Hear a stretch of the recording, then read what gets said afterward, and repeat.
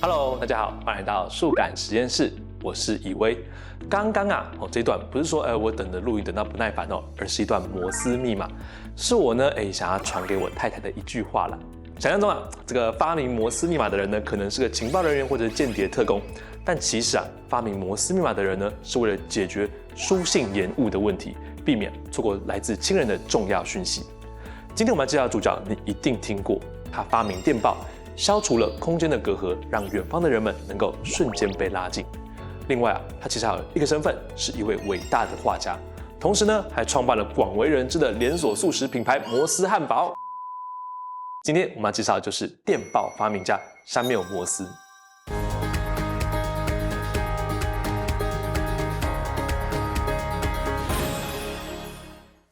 1791年，一位小男生诞生于美国波士顿。他的爸爸既是一位牧师，又是一位地理学家，可想而知，一定非常重视孩子的品德跟知识教育。在这样的家庭环境下，摩斯认真求学，进入了知名的耶鲁大学。他广泛涉猎不同领域，像是宗教哲学数学科学、电学等等。不过最后考量到生计，他决定投入画画。那这一画就展现出高度的天分。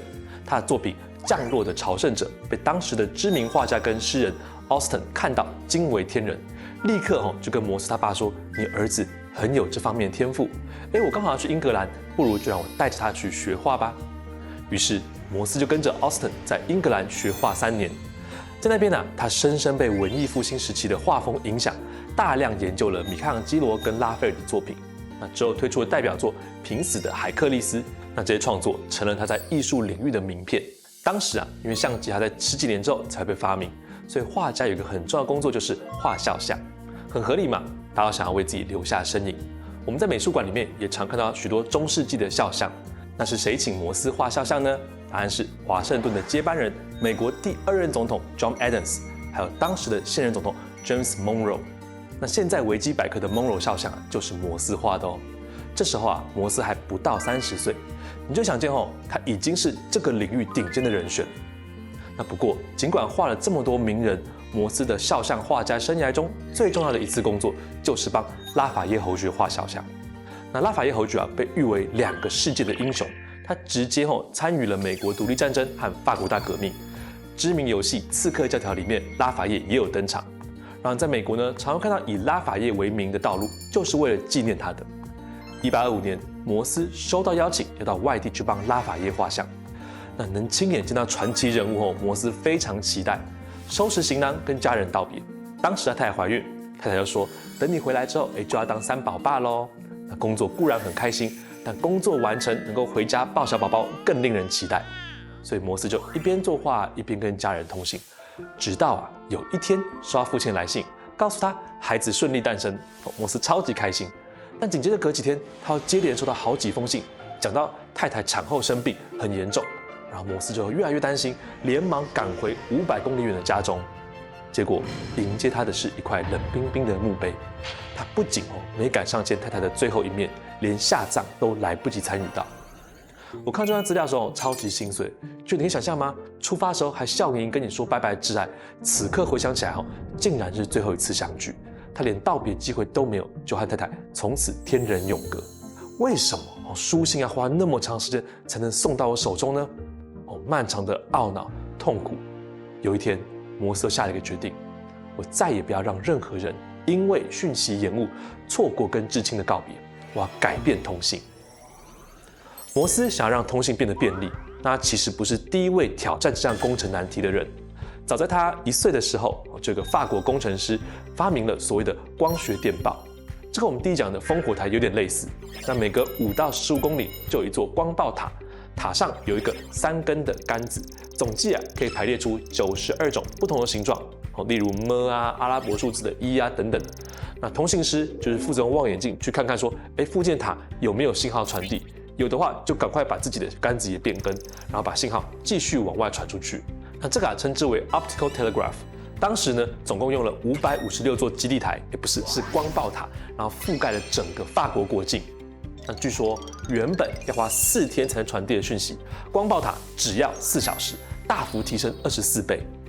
然后还有一种说法是，拿破仑之所以战无不胜，建立他的帝国，除了跟他启用了大量的数学家在炮战中算得比别人更准之外，光爆塔也帮了他很多忙，让他能够及时搜集敌情，传递军令。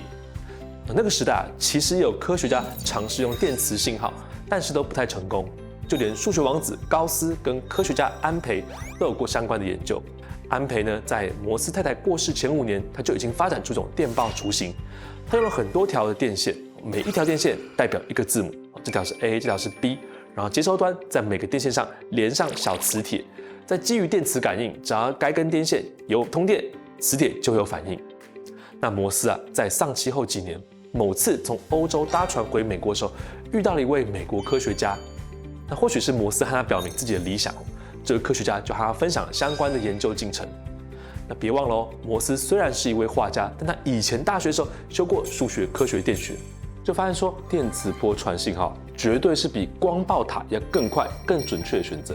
他想到说，与其用很多根电线，不如只用一根电线，但电线不要只有通电或没通电，而是要用不同长度的脉冲来代表信号。这概念就成为了摩斯密码的基础。这边我们现在解释一下什么是脉冲。脉冲就是电磁波或电流随着时间的变化。摩斯就想说，如果我用几个脉冲为一单位，那每个脉冲可长可短，那我不就可以表示出很多字了吗？举例来说，假装我的嘴能够发射脉冲 S 就是连续3个短的脉冲 B B B， O 是连续3个长的脉冲 B B B， 所以如果接收者收到的电报是3个短、3个长，有3个短。哔哔哔哔哔哔哔哔哔，就知道对方要打 SOS 求救信号。那你要注意哦，不是每个字都是3个脉冲组成，有些只是2个哦。例如 A 是短跟长 ，I 是短短哦哔哔，然后 Z 就是长长短短。在这边呢，也想问大家一个规则：你觉得这个字母跟摩斯密码的对应，有什么准则吗？答案很简单，越常用的字母通常就会有越简单的对应摩斯编码。因为很常用所以这样越简单越不容易错，也越好传递。所以你看，母音一甚至是一个短音而已。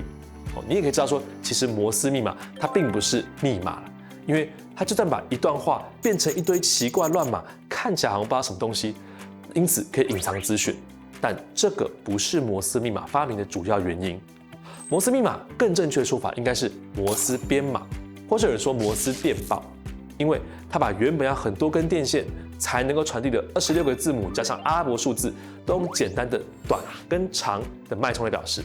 像是开场的时候我打的 LOVE B B B B B B B B B B B B 就是这样的对应。更完整的摩斯编码对照，请参考这里啦。那摩斯虽然有很多想法，不只是摩斯密码，电报的设备也有一些崭新突破。他甚至在1838年1月就做了一个成功的展示。把一个电报传输到3公里外的接收机，看起来一切都很顺利，但还有一个巨大难题摆在眼前，缺钱。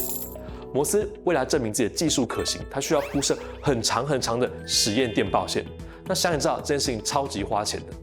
那一位画家不画画，跑来说自己要当电信业者，还要自己铺宽屏。当时摩斯在做的就这种听起来有点荒谬的挑战，很有点堂吉诃德的感觉。好在摩斯不是一个人，他遇到他在耶鲁大学的同学，刚好是那个时候专利局的第1任专员。摩斯申请专利之后呢，2个人就联系上，他也非常帮忙摩斯，大力去国会游说。终于最后摩斯得到了将近现在100万美金的援助，修建了一条长达61公里的电报线。1844年，摩斯在众目睽睽之下要发电报了。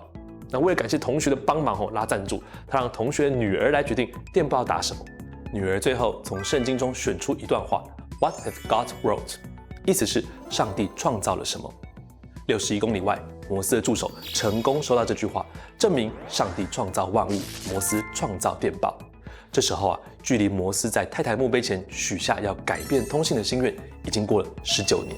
电报发明后，虽然中间有一些专利的问题，但摩斯顺利解决，最终呢成为了一位科技富豪。然后呢，也再婚了。但我觉得这个不用太苛责人家。他为了第1任妻子从画家彻底转行成工程师，还做出了划时代的发明，这已经是非常了不起的一件事了。1871年6月10日，摩斯决定退休，人们这天为他举办了盛大的退休庆祝活动，据说有上万人参加游行，然后替他在纽约中央公园的雕像举办揭幕仪式。那当时摩斯已经80岁，没有力气参加这场聚会，但他发送了一则电报给全美国每一座城市，每一个有电报系统的城镇。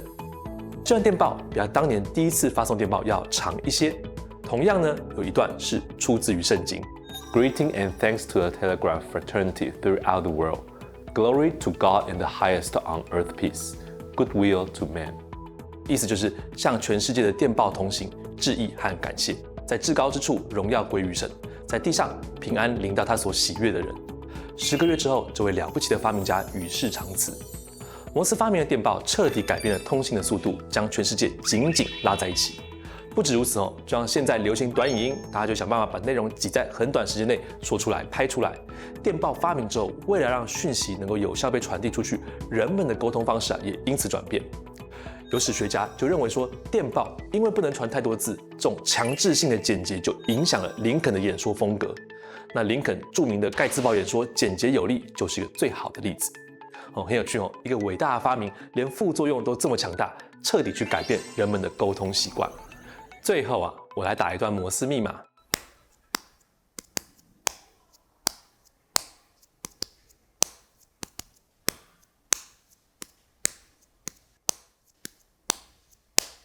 请你猜猜看我在打什么吧。以上就是今天的影片内容。如果想看更多科普影片的话，请记得帮我按赞、订阅、开启小铃铛。舒坦实验室，我们就下次再见喽，拜拜。